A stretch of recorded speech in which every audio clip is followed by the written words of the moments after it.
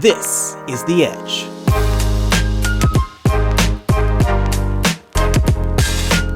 Hosted by award-winning golf broadcaster Scott Walker.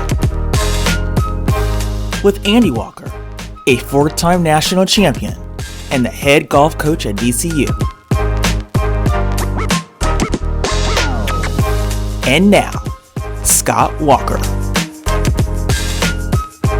And welcome to The Edge, here with my brother from another. That is Andy Walker. Hello, Andy. What's going on, my man?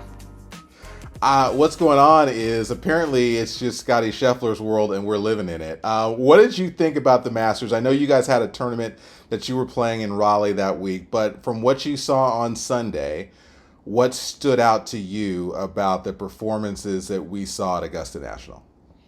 You know, you think about a couple of guys, playing for the week that seemed like they were major parts of it, but it was a Scottie show, and Yeah. he showed up. His opening round kind of said, you know what, guys, it's over. I just had to make sure that I was me again this week, and I am, and you are you. And so at the end of this week, I'm going to be wearing the green jacket again, and no one really had anything to say about it, to be honest. So I got to push back a little bit, and we'll talk about our Masters poker hand in a second, but Bryson shot a 65 on day one. He was up. He looked very good. What was it that said, yeah, he's still not the guy? Well, he made some big mistakes in times that you just couldn't. And I can't remember. I remember round two. I think he chili dipped one right from a spot short sided that you just couldn't do, and you're giving up shots and holes that you can't. The thing about Augusta is, nobody played a bogey free tournament. The conditions were too tough, especially early on. And so you're going to make bogeys. You can't make others. You can't make doubles and spots because there isn't that many holes to make it up. And so, I think with him, who knows? Is it the live rust, right, of not playing that high level of competition all the time? Yes, he's playing against the best players in the world. I mean, it's tough to say if that's the reason why. But he didn't look as comfortable as he did when he won the Open over at Wingfoot. Right. It was definitely, things were polished. He was in contention to win the major, and it was his tournament to lose. At this point, it looked like, even though he was playing well, you knew something was going to happen, and it eventually did. One of the things that struck me, and I sent you an article about this, was the reaction for Colin Morikawa, because he surprised me. He was one of those guys that I just didn't think he was playing well enough to win, and he was right there going into, I guess I'll call it the back 10, the second 10, because until he got to 9 on Sunday, he really did have a chance to win this thing. And to me, the one thing about what happened to him on 11, he's hitting a great cut all day, and he tries to hit a draw to the left side of the green on 11. I mean, that's the only X that you have that you can see from space in your yardage book, and he hits a shot into the trouble. And he said afterwards, he thought, I'm swinging well enough and I got greedy. What struck you about that phrase and that mindset about feeling greedy and Augusta National telling you that that's not the way to play it? Well, this is when, on number 9 is when I went from being a fan watching the Masters to Andy the golf coach, right? And so, if we peel it back, I think the swing on 11 came as a result of the decision on 9.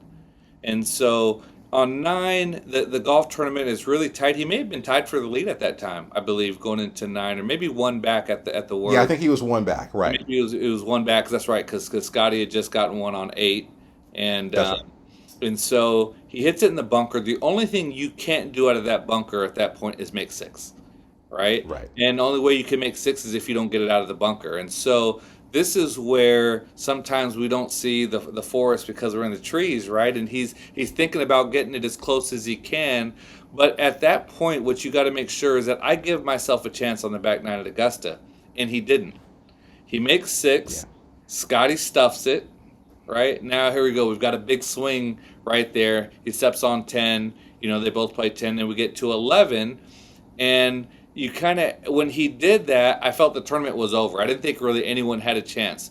I did look forward to seeing, what Ludwig would do. Right. Keeping on stretch, really impressed on the golf shots he hits. And it's just a matter of time. But what we saw was a clinic from hole 11 told the tale of the golf tournament. You had one player that knew this is where I have to hit a shot to give myself a chance to win for these next 2 hours. And Colin Montgomery went out and tried to force it. And so just Right. like you said, he's been hitting little cuts all day, right?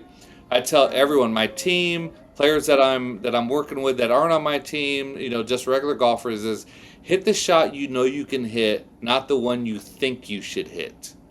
And he thought he should turn a ball over into 12 or into 11. I'm sorry. 11. Guess Yeah. what he did? He turned the ball over.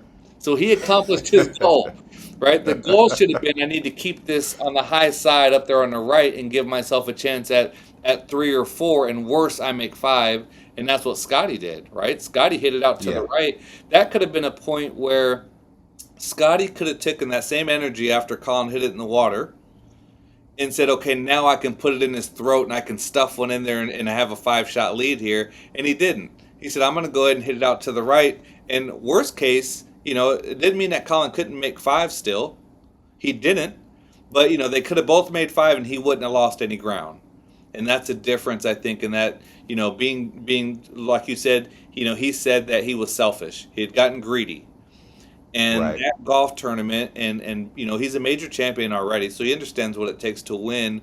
But the Masters in the back nine is just a little bit different. Those holes are extremely hard, and sometimes you just can't throw up on yourself. Sometimes you just got to hold that liquor down a little bit and take your medicine and get it in the hole. Yeah. Look, if you make a birdie on 11 on Sunday, you either made a chip, you made a bomb, or you made a mistake. That's right. And the mistake, right? And that's just the rule there. And to see people violate that rule, even when we know what's happening, is amazing. And what's your Howard Twitty quote? It's the about ego. Yeah, so Howard told me one time, and Howard been good friends for a long time, and we're chopping it up, we're having a conversation. He says, Andy, golf's a compromise between what your ego wants you to do, what experience tells you to do, and what your nerves allow you to do. And when he said that, I stopped him. I said, look, Twitty, I haven't heard that good of stuff ever spout out of your mouth before. We're saying it again. I grab my phone and I put it down, and it's something that's on my wall, everywhere that I've been and coached or taught at. It's on my wall here out front, in the front of my door. And guess what? Things get quick. And after the double on 9, things got quick. And we saw it. We talked with Charlie Rymer about Rory. Rory didn't lose his swing. He lost the process in space and time and where he was when he snap hooked it and lost the Masters. And guess what? That was a long time ago, and he hasn't recovered from the duck hook on 10. It got quick for him. He shot 40-something on the back 9 and lost the tournament, right? And so when we talk about controlling your emotions and controlling your golf swing, when the game slows down, or you can slow it down, which we can, then you're in control of your process, and in turn you're in control of your golf swing and the results that come out of that. He wasn't in control at that moment. He didn't get greedy, thinking I'm going to get greedy here and blow the golf tournament. He wasn't in control, and things got fast, and a quick decision turned into obviously another Scottie Scheffler win. Yeah.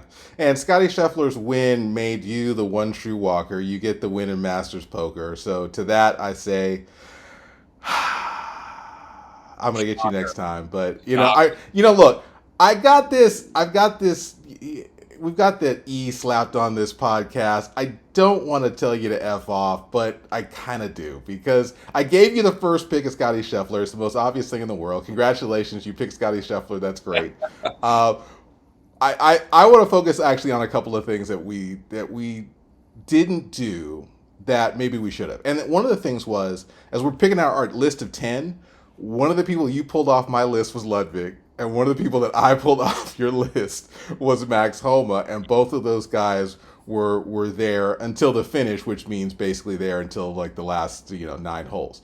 What surprised you about those two guys and their abilities to come through on the week there at Augusta National? I think both a little bit different views. Ludwig really impressed me in how present he stayed through the golf tournament. Sometimes when you don't have a chance to win a golf tournament, there can be a letdown.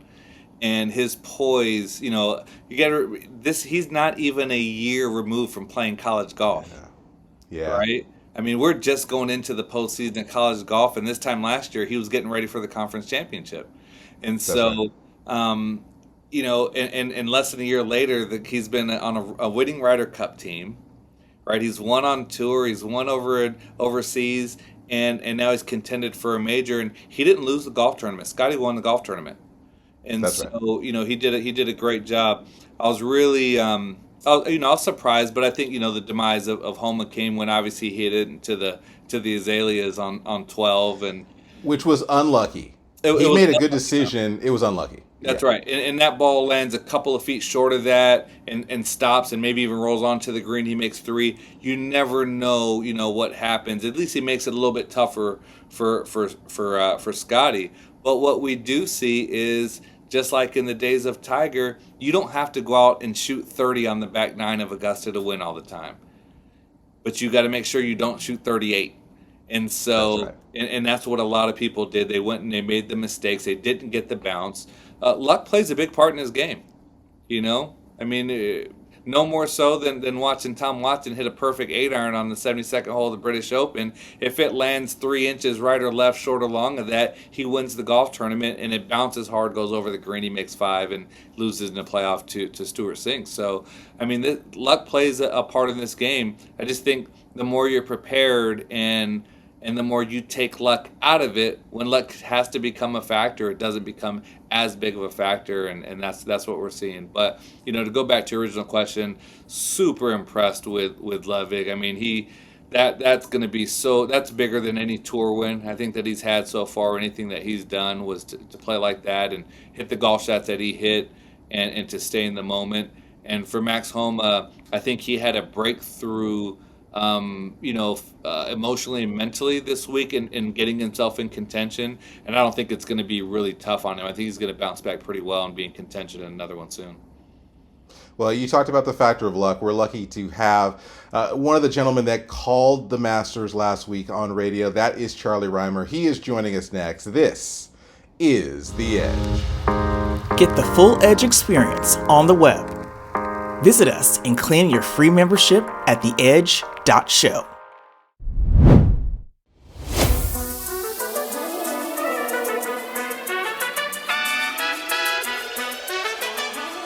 One of my favorite things to do when I was at Golf Channel was to anchor a show with Charlie Rymer, because then I could introduce him as the big timer. Charlie joins Andy and I here. Charlie, of course, lead analyst for Westwood One on their Masters coverage. He's also at Charlie, they gave you an executive vice president title at Macklemore? They didn't give me anything, Scott. I earned it. You know how hard I work, right? I know how hard you work. People don't give you credit for it.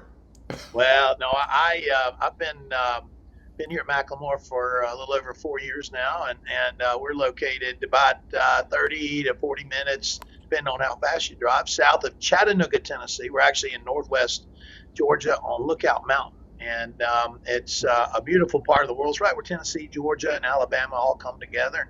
I was born about 30 miles from here as a crow flies. Got a lot of family in this area, and so it's a lot of fun to be back in an area where I was born, where all my family lives, and I've spent a lot of time over the years. And it's also a lot of fun to be involved and working with great folks here at Macklemore, and we're really excited about what we've got going on and looking forward to the future. Well, we'll talk a little bit more about that place in a moment, but let's go ahead and talk about the other spot in Georgia, that being Augusta, Georgia. So you were there last week, and obviously what we saw was a Scottie Scheffler win that it felt dominant. It looked like a big win, obviously 4 strokes, but yet I still think there were some times when this thing was in doubt. When did you feel like he had it under control? I would say about Wednesday night. is when I got that feeling. I listen. I appreciate what you're saying, and you're still trying to build some drama after the fact. But Scottie's playing the best golf anybody on the planet right now, and I'm not an analytics guy, but all the analytics said, listen, if the guy can get his the putter cover off his putter, he's going to win this golf tournament, and he just he just gets it done, and it's not pretty. I still scratch my head about the footwork, but believe me, he's not worrying about it. But the round that he had on Thursday, bogey free, 600 par 66, wasn't a low round of the day. Bryson clipped him by a shot, but that just kind of said, hey, this thing's over, and he really, and again, I was involved in doing some radio, so I didn't see much of the what was going on or commentary on the TV. But when he made birdie at 8, and then hit a really aggressive drive on 9, and I'm talking Sunday, that set up the kick in at 9, and then he had a really aggressive drive on 10. That's a whole lot of players will hit a 3-wood, try to kind of dink it around the corner. He stood up there. I mean, that drive he hit on 9, that drive he hit on 10, something clicked. That killer instinct clicked in him as he was walking up to 8 green, and he said, "This is my tournament, boys. Y'all just stand aside." And the guys I was with, I told them all of that, and I even told the producer, because we were getting ready to cut a highlight show after it concluded. I said, "You can go ahead and cut this. 8, 9, 10. That's when he won the golf tournament's over." He goes, "Well, we got 8 more holes to play." And I said, "Yeah," and everybody else is playing for second. But that's what historic players do. They sense the moment. There was blood in the water. He has the confidence, the game to do that, and that's when he took control. But he really was never, in my mind, never was out of the picture. He was a guy to beat, and he's doing everything just right, and it's fun to watch. Yeah, no, just like you said, it was that same time when he stacks it. He hits a great drive on 9, stacks it in there. Colin just happens to leave it in the bunker, right? First big mistake. And then Colin again, overcompensates and tries to stack it in on 11, pulls it in the water. Scottie was like, I don't have to hit that golf shot. He hits a little bit right, makes bogey, and still picks up shots on the field. And, at that point, he was just doing what he needed to do to win the golf tournament. While everyone else was trying to win, he was going to go ahead and win the golf tournament regardless of what it took. And so, it kind of felt inevitable, felt a little like a Tiger Woods performance from back in the day. It sure did. There's separation there. And the thing that's confusing about it, Andy, is if you watch his golf swing, and I'm not a golf swing guy, in terms of getting all into the, technical aspects and the launch monitors and all that sort of stuff. But, a golf swing to me, I'm more into aesthetics, and there's not much of anything aesthetically pleasing about his golf swing. And I see a lot of parallels between Scottie Scheffler and Jim Furyk.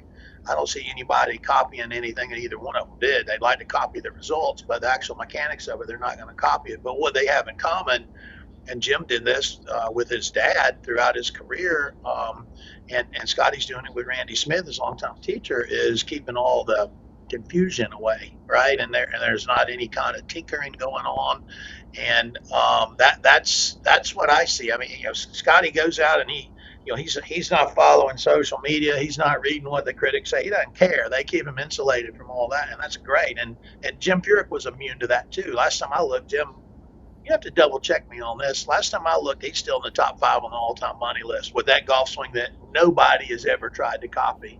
And it's the same kind of thing, with Scottie. It's upstairs, and it's confidence and trust, and it's fun to see. It's inspiring that you don't have to be born with perfect mechanics. What you got to do is be born with some kind of bulldog mentality of, I'm going to get this golf ball in the hole and go out and do what I do, and not let a whole lot of interference come in and kidnap. Gosh, I can't tell you how many times I've seen a player get to number 1 in the world. Luke Donald's a great example. Gets to number 1 in the world, and okay, now I can really start tweaking things. So I pick up some distance. You see Jordan Spieth. He was reading his own press. I need to be a better ball striker. Well, I mean, what's that done for him? I got a friend His name is Michael Clark. He played with me at Georgia Tech. He was Rookie of the Year on a PGA Tour, won the John Deere Classic. Mike's the cheapest guy on the planet. He finally got some money, and he said, all right, now I can really go to work on this. And he hired a darn trainer and a nutritionist. I'm like, Mike, you better carve some time in there for putting and chipping. And, he's in the oil business in Houston now. We caught up recently, and I'm like, how did that nutritionist work out, that trainer? He goes, well, you told me I should have been focusing on golf, not all this other stuff. So there's a lot of distractions out there, but ultimately it comes down to who gets the ball in the hole in the least number of strokes. Jim Furyk does it. Scottie Scheffler. Jim Furyk did it for a long time. Scottie Scheffler, as long as he can stay healthy, stay motivated, and not listen to a whole lot coming from the outside, he's going to do it for a long time too. Well, you hear people talking about his footwork all the time, right? And I told someone last week we were playing North Carolina State's event over at Lonnie Pool, and so there was a wind delay. We're in there watching the Masters. Someone talked about his footwork, and I said, he ain't playing soccer. He ain't got to kick the ball around there. Don't worry about his feet. He can square the ball up. A good swing isn't the prettiest. I mean, you can go to any event. Players win tournaments, not golf swings, right? Yeah.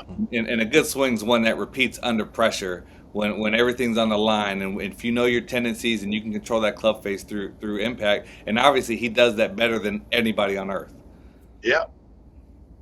Well, let me jump in because for you guys have the way to answer this question, which is, what does a killer look like? Because I think we all saw Tiger, and now we're starting to see very similar results, and they don't look the same. What does a killer look like? Well, Tiger, it was just kind of a physical intimidation that Tiger had. The shots that he was able to play, the recovery shots that he was able to play. I mean, that's the thing. We don't see Scottie make a whole lot of great recovery shots because he doesn't have to. Tiger had to. I would say, Tiger, the most fun time to watch him play is when he wasn't driving it very good, which was about half the time because he was going to figure out a way to win anyway. But Tiger, when he did have everything working, he did what he did at Pebble Beach, winning majors and winning by record margins. He did what he did with the first Masters win at Augusta. I think that was 12 shots. The U.S. Open was at least 12 shots. It was more fun watching him when he was kind of struggling with the ball striking and figuring out a way to win. And what a killer looks like is, I saw a stat, the average of if you're leading a PGA Tour event, going to the final round, the win percentage overall is 18% for final round leader. Tiger Woods' win percentage going to the final round was just a tick under 90%. Yeah. I mean, think about that. Average is 18% leading coming into the final round, and he won at almost 90%. That's what a killer looks like. A killer gets it done in the big moment, and they're not afraid of the big moment. And Scottie hasn't won all of them, but sometimes he's got beat, but he doesn't beat himself. And when these results start to build up and it creates some gravity, you kind of know, fans know, other players know, you kind of look like a man among boys, so to speak, when you're that killer in terms of finishing things off. And that's kind of where Scottie is right now. And I think you're exactly right. We talk about, I've played against Tiger since we were like 5 years old in Junior Worlds, and he's been whooping my tail, the whole time. But you knew it when Tiger stepped on the tee box. He had a 3-shot lead on everybody on the first hole, and you knew it. And more importantly, he knew it, and he knew that you knew it. And I think with this Masters here, not that Scottie needed to do this to solidify how great he was in the game, but now I think everybody knows that Scottie's different than everyone else now. And they're going to go out. If they're going to win the golf tournament, they have to beat him because he's not going to beat himself, just like you said. And he can ball strike his way. He don't have to putt it good anymore. He can putt with the head cover, still on and still win. When you're hitting it to a foot all day, in the last round of the Masters, to stack 3 or 4 iron shots within a couple of feet, that's no one's going to beat that. So, they're going to have to go through him to win. And so he's getting that aura now around him and that presence that Tiger had. Yeah, and if you look at number of bogey-free rounds that he's had, I think next best on tour is maybe half as many as he's had. And it just that golf swing on roller skates launches the ball long and down the middle of the fairway, and he's not like when I played my little time I played on the tour. The only stat I led on tour was other fairways hit. Um, it's a good way to meet people. You can be out walking with a gallery. What are you doing? I'll play it. Well, in their hole over there. I'm like, yeah, but my ball's over here. Um, but Scotty he doesn't meet many friends when he's playing golf because he not only he stay on his hole, he stays in the middle of his fairway, and it's a kind of a stress-free way to play. Other than we do see him struggling from time to time with the putting, but believe me, I'd much rather be an amazing ball striker and not make every 12-footer I look at than handle lawsuits from people that I've hit walking down other parts of the golf course. So I hit a lot of houses too. I don't think they track that one.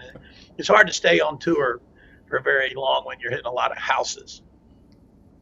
That's the great thing about playing Augusta National, though, is there's no houses on the golf course. I had a round once where I hit 2 houses in 7 holes.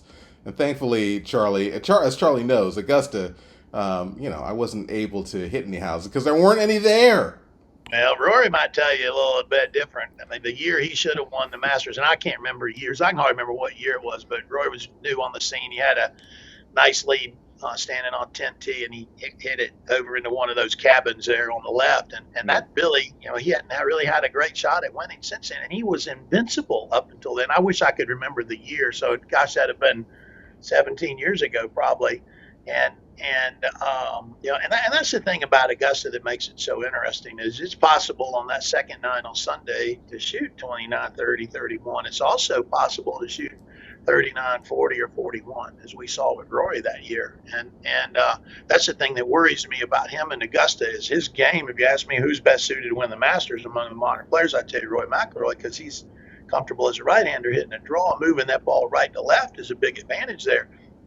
And every year that goes by that he doesn't win and complete that Grand Slam, it's going to get harder and harder and harder. It's hard to believe it's 10 years since he's won a major now. But Greg Norman should have won a Masters. Ernie Els should have won a Masters. I hope Rory McIlroy, because personally I like him and I enjoy watching him play. I hope he doesn't end up in that same fraternity with the Shark and the Big Easy is best player not to win the Masters and have quite a few shots. But it's looking more and more that way for Rory.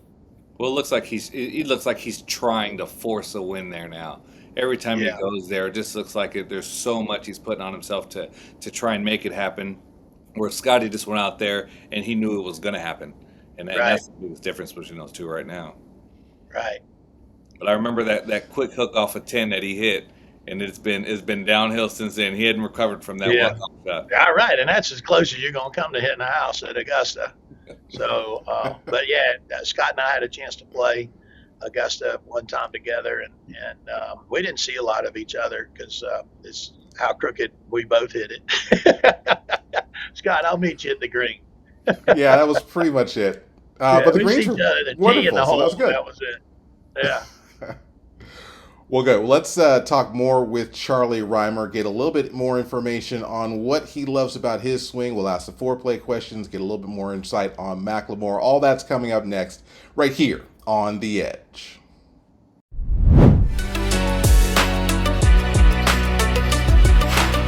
For more of Annie's instruction and insights on the game, sign up for free on the website at theedge.show.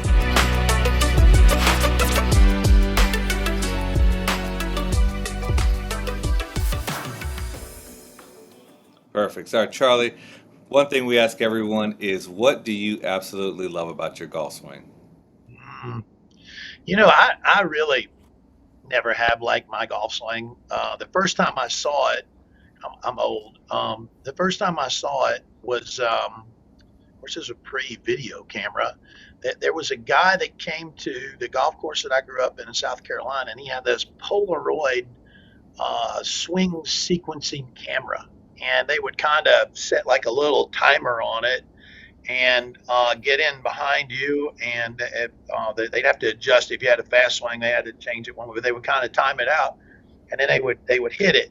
And it was like, I don't know, 12 or 18 shots. The thing would go, and you'd spit it out. and then you'd have to, an old Polaroid, you'd have to wait 2 minutes or whatever it is, and then peel it off, and there it was in black and white, your swing.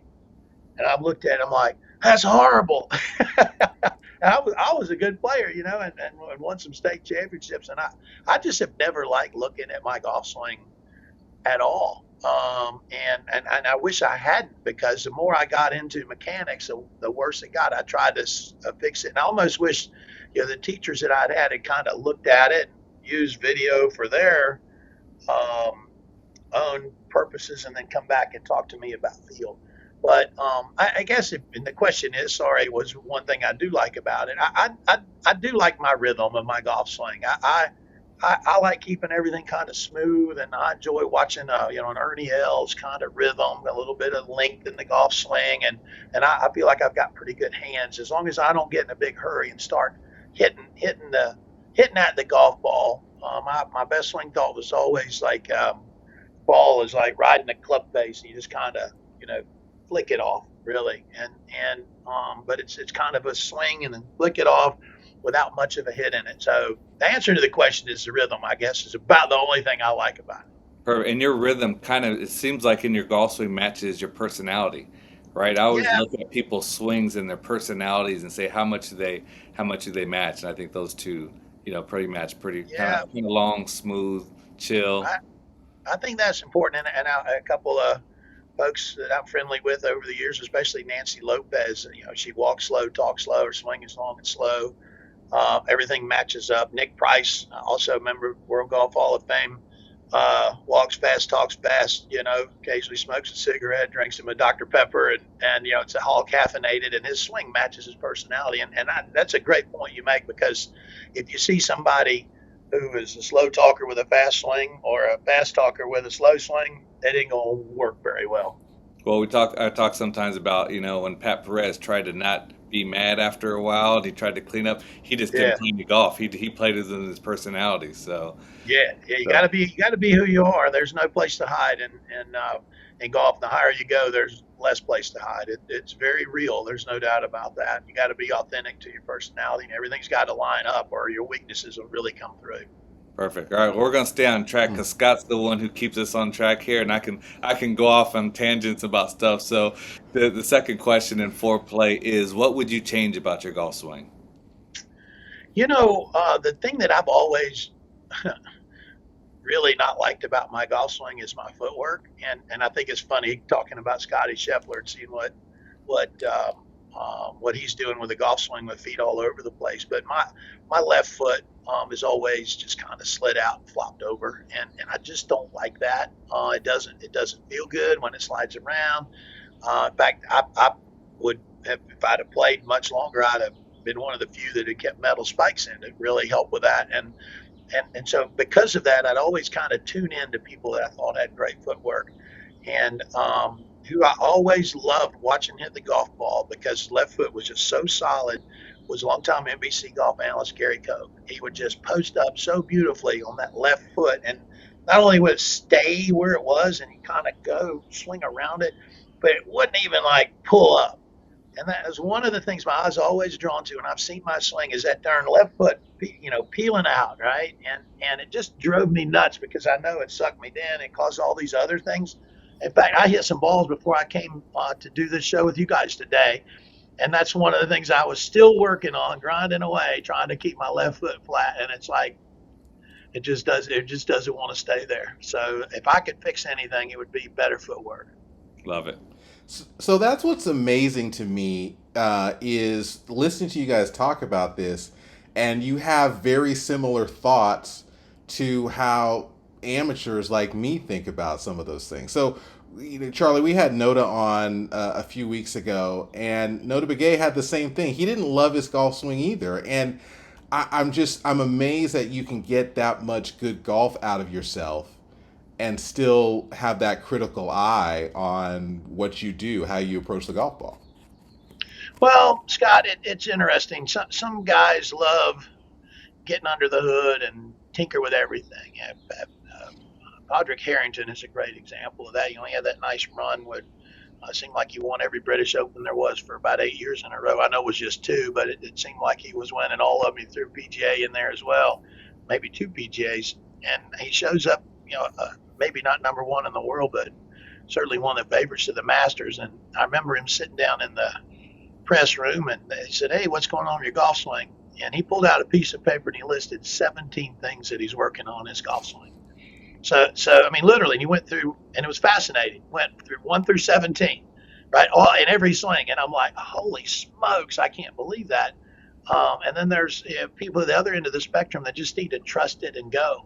And my problem with with looking at my swing is I don't want to get over analytical about it, and then I get emotional about it, and then all of a sudden I'm paralyzed. And I learned that early on in media. I had a media coach, when I first started at ESPN, and I spent a couple of days with her, and she said, "Okay, I got one major tip for you." She said, "Never look at anything that you've done. Never go back and look at tapes." She goes, "That'll completely fry you. You just go and do it. And if we see anything that we need to talk to you about, that you need to improve, we'll come to you. Otherwise, just have at it." Because I just, I'm just built to that. I would get so critical of it that it would completely paralyze me, and I couldn't talk on TV with a camera rolling. The same with the golf swing. And I really, honestly, wish I'd never seen my golf swing on TV or video, or even that old Polaroid swing sequence. I wish I'd never seen it, because I think it looks horrible. Charlie, can I fly you to practice today? Because the first thing everyone when you get on the tee box is, "Coach, can you film my swing?" And I tell them no. I go, Right. "If I showed it to you, you don't know what the hell you're looking at anyways."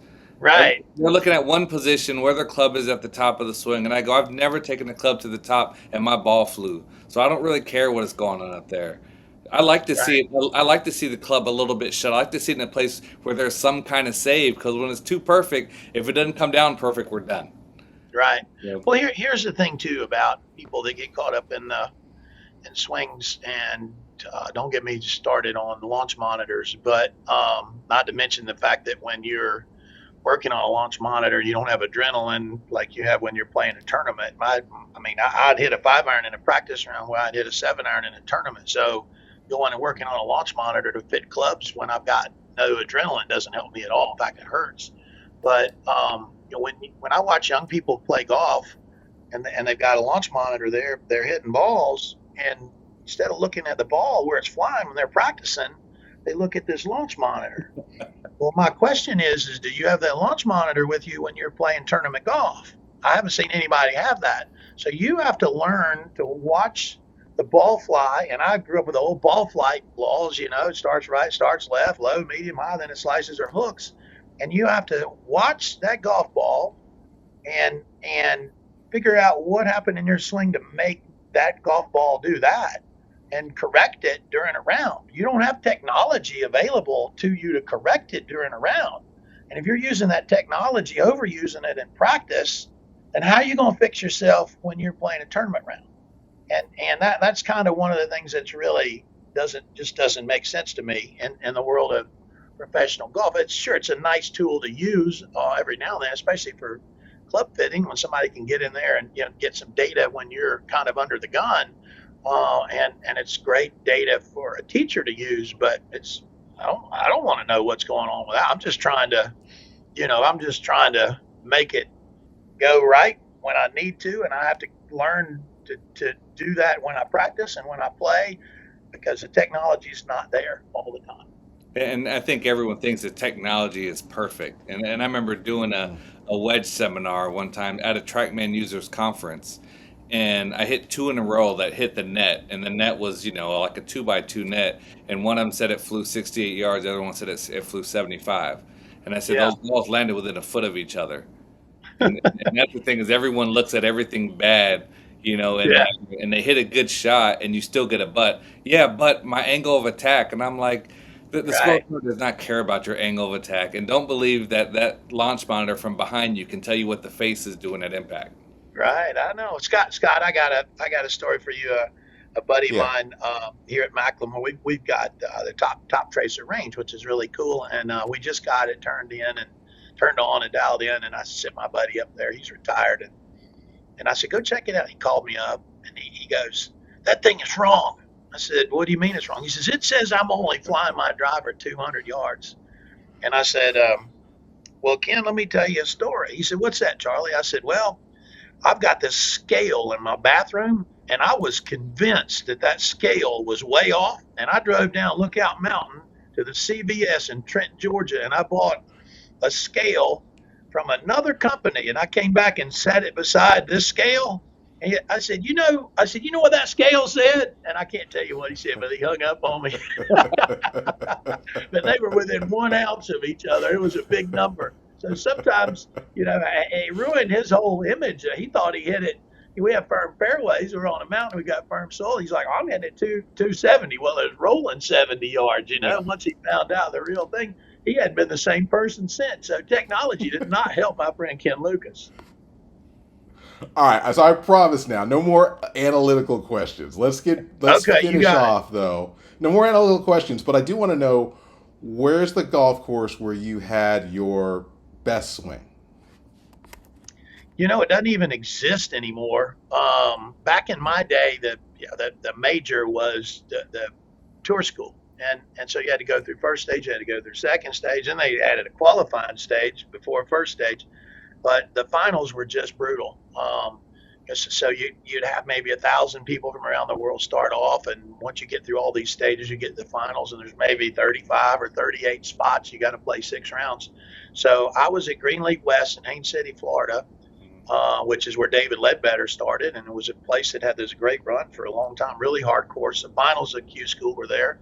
And the first hole there, the final day, I was in about 12th place starting the day. And literally, there's guys throwing up in the bushes, because you get through this and you've got tour card. And if you don't get through it, you might be relegated back down to mini tours. So I hadn't got my tour card yet. And I somehow scraped one in the fairway and had about 185. It was old. That's the old 6-iron stock number. Now 6-iron is about 230, but I had 185. I was scared to death, and I hit this beautiful high cut into about 6 inches, tapped it in for birdie. The number one hole at Greenleaf West was probably the hardest hole, or one of the hardest holes on the golf course.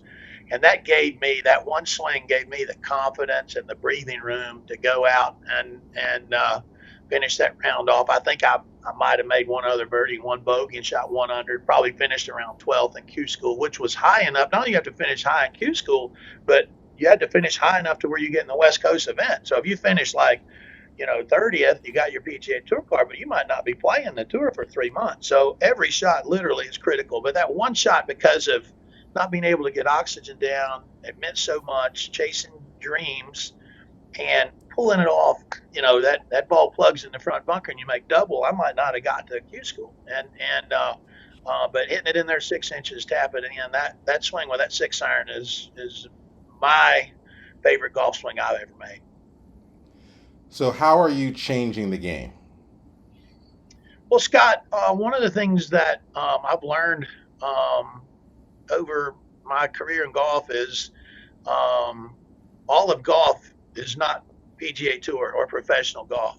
PGA Tour and professional golf is a subset of golf, and there's so much passion in this game. People that can plug in so many different ways. I mean, I grew up on the competitive side, whether it's junior golf, college golf, professional golf at all the levels. But there's the PGA profession, of which I'm a very proud member now, and have been for quite some time, and working in the industry of golf. And the PGA of America's mission is to increase enjoyment of the game of golf, and we do that on a daily basis. But you've got folks that volunteer to help with junior golf programs, folks that love the game and volunteer to help in veterans programs, folks that plug into golf, and they end up being a rules official, which is a great way to plug in and through your local and state golf associations and move their way up, and there's just all kinds of ways to plug into this wonderful game. And so one of the things I've really tried to do is, I think that the architecture in the game for the longest time has had this notion that championship golf is great golf, right? And so championship golf is really hard. The courses are too long, the greens are too firm and fast, the rough is too high. And I've really worked hard on trying to decouple the notion that great golf has to be stupid hard golf. And then it's one of the things, in particular, our new course here at Macklemore called the Keep. When we open up, we're going to have great golf that not necessarily every day is set up as championship golf. And I love being able to be involved in designing an experience for folks where they can come and have great service and they can come and have great um, turf conditions. They can have a dramatic golf course and yet still be able to get out and have fun and play. And the poster child for that, someone who I have great respect for, even though I've only met him a few times, is Mike Kaiser. What Mike Kaiser did in the world of development with Bandon Dunes, and now they're doing it quite a few other places, is do exactly what I'm talking about. Build golf that is fun, that's aspirational, but you get great service, you get great conditions, you get golf in a dramatic place, but it doesn't beat you up so bad that you don't ever want to play again. So great golf is not stupid hard golf. Great golf is all the other things, right? And so it's taken a long time to realize that because as a kid growing up, it's like, well, this is a great golf course. It's really hard, or it's 8,000 yards, or that's not fun for a lot of people, right? I want people to enjoy this game, to play it, and come back and play the next day, or if they're just starting, say, yeah, I could really do that. I don't want people to get their butt kicked to where they're like, well, I'm never doing that again, And so that's what I'm really have worked hard to do, is decoupling that notion that great golf has to be championship golf. That's perfect, Charlie. So how do people visit you, either in person or on the web? How do we find out more what's going on at Macklemore? Well, themacklemore.com. You can find out all the information that you could possibly imagine of that website, and we also have this really super cool hotel that just opened about 6 weeks ago. It's a Hilton Curio Collection hotel. It's called Cloudland, and it's a magnificent hotel right on the edge of a cliff. You can find out information about Macklemore and Cloudland at staycloudland.com. And our existing course, our Highlands course, has been ranked in the top 100 of courses you can play by Golf Digest. And our new course, The Keep, it will be a top 40. It's just an incredible place with very dramatic views. Every hole has a 50 to 70 mile view. That's how dramatic it is. And that'll open later this summer. And when you all of a sudden put a world-class hotel and two top 100 golf courses on the same property, and in the Chattanooga, Tennessee area, that's God's country, by the way, you got something really special. And I just can't wait to share Macklemore and all that we've got here with the world. And it's going to be a big year this year and next year as we get all of these world-class properties up and running. And it's going to be fun having folks from all over the world come here and enjoy them. Well, always fun to catch up with a big timer. Charlie Rymer here joining us on The Edge. Charlie, thanks for coming. Appreciate you guys. Thank you.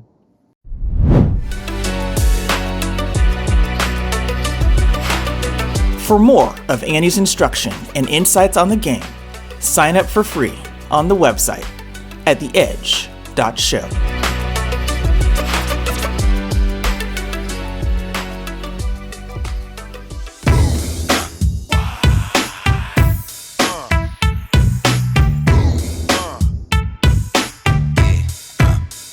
All right, that sound means it is the time that Andy dreads. He thinks about, wakes up in the middle of the night, that I am going to ask him, I'm going to test him on his hip-hop knowledge. This is the bars exam. Andy, here we go. All right, so we're giving you an artist from the 2010s. Okay. All right, so that's the time period. This artist is a solo, but this song has a bunch of features from two of the biggest stars in hip-hop during that period of time. And she was born actually in the islands, but is associated with New York. Okay? So that's the read. Andy, are you ready? Say less. Say less. Andy, here we go. Yo, thinking out loud. I must have a milli on me right now. And I ain't talking about that Lil Wayne record. I'm still the highest selling female rapper for the record. Andy, who is the artist and what is the song? Yo, I got a milli on me right now. It can't be is it a million? I mean, she said that. I don't know. I'm trying to think what joint this is. You're killing me, man, with the I need to get a beat. How about that? We gotta start. Okay. All right. Here we go. I'm gonna give it to you. We're gonna give you one more time. Yeah. And let me try to hit you. Let me try to hit you with a little less white bread. Yo, thinking out loud. I must have a milli on me right now, and I ain't talking about that Lil Wayne record. I'm still the highest selling female rapper for the record. Yeah. Andy, who is this? Truffle Butter. That is the correct is the answer. song. What's her name? Nicki Minaj. Yo, yeah. I got that joint. Lil Wayne was on the joint. Drake was on the joint. Yeah, there we go. That is exactly right. Yeah. See, so you just need so I can't give you the white bread mayonnaise sandwich read. I have to throw a little bit of hot sauce on there. Just a little bit, and you didn't have to throw much. I just had to have a little bit of flow, right? Because I know it, and it said like that. I'm like, yo, so all good. And to be, I'm glad I got that because I'm definitely not the biggest Nicki Minaj fan. Right, it's just something she just irritates me about her flow, and then when she starts turning into like a monster in her flow, it's like I don't know, it's just something's not clicking. But she does her thing. Look, that's a good win for you. I got onto that song because that was in my listening to Drake phrase all the time. That was just one of the songs that kind of popped up, and I was like, oh, I like that flow. I love Lil Wayne on that song. I wasn't a Lil Wayne fan, and that song got me like, oh, I got to start going back to the Carter and stuff like that because I just love the way he was talking. So, so Nick. Hot joint. And the beat was filthy. I love that beat. Oh. That and yeah. Yep. Yeah, that was the one. Yeah. And like I said, Drake comes out with some catchy, joints every now and then. Sure. So he's all right. Wayne, I've never had a problem with Wayne. I never super got into him, and maybe because he was proclaiming himself as the GOAT for a while, and it's like at that time Jay-Z, Nas, those guys had it like, play your role a little bit. But he's all right? He gives you some stuff every now and then, and I think he was probably writing all the Drake stuff for the most part. So shots fired. And then but that was, you're right, that was a hot hit right there. All right, truffle butter is what I like. It's what I like to hear. That is the Bar's Exam. Andy is a winner, just like he was in Masters Poker, and I will have my revenge very soon. No Andy next week because of the Atlantic 10 Championship, so enjoy Orlando. What do you guys have to do to win? Shoot lower than everyone else. Now, I think if we, if the guys take care of business, we've had a few weeks of really rough weather, but we saw a really good final round, especially a final back nine from the team this week. And so I think we've got a lot of positives going into A10s. But if we just kind of stick to our game plans and stay really patient and stay kind of aware, and my big A word for us is awareness, we kind of stay where we're at and don't get caught up in what could happen or what has happened, we're going to be just fine. All right, well, we're looking forward to rooting for VCU coming up over the next few weeks as we get to conference championships, the regionals, and the NCAA finals at La Costa. That is literally like 5-minute bike ride from where I grew up. So we're going to make sure that you guys just get there, Andy, and I can go back home and go have a nice visit. All right? Perfect. Thanks, man. Talk to you. All right, guys. That's The Edge. We'll talk to you soon.